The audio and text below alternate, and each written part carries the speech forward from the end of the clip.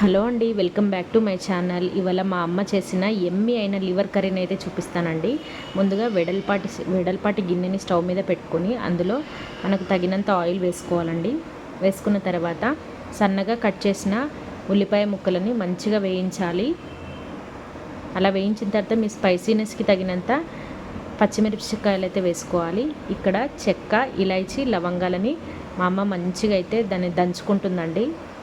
ఇక్కడ ఈలోపు అయితే ఈ ఆనియన్స్ అయితే వేగిపోయాయి కదా, దాంట్లోకి కరివేపాకు, అప్పుడే ఫ్రెష్గా నూరి పెట్టుకున్న అల్లం వేసుకొని మంచిగా పచ్చివాసన పోయేంత వరకు వేయించాలి. తర్వాత పసుపు వేసుకుంది, తర్వాత ఉప్పు కూడా వేసింది. టెంప్టింగ్గా ఉందండి, స్మెల్ అయితే అద్దరిపోయింది.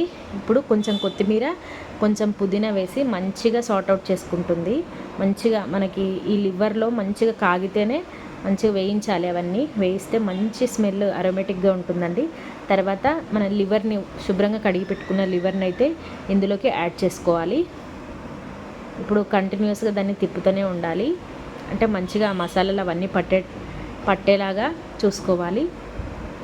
చూడండి, ఉడుకుతుంది. దాంట్లోనే నూరుకున్న మసాలాలు అయితే వేసుకొని చూడండి, దగ్గర అవుతుంది. చాలా మంచి స్మెల్ వస్తుందండి. మా అమ్మ చేసే ఏ వంట అయినా ఎవరికైనా ఎందుకు ఇష్టం ఉండదు. చాలా కమ్మగా చేసి పెడుతుంది ప్రేమతో, కాబట్టి అంత టేస్ట్ వస్తుంది కర్రీకి. ఇక్కడైతే చూడండి, మంచిగా వాటర్ అయితే తేలుతుంది.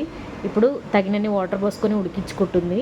అలా ఉడికిన తర్వాత ఇందులోకి కారం వేసుకుంటుంది తగినంత.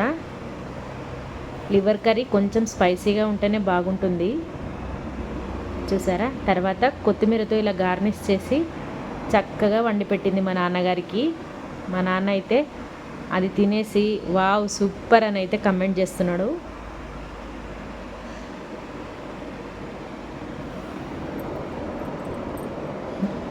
థ్యాంక్ యూ అండి. Subscribe my channel.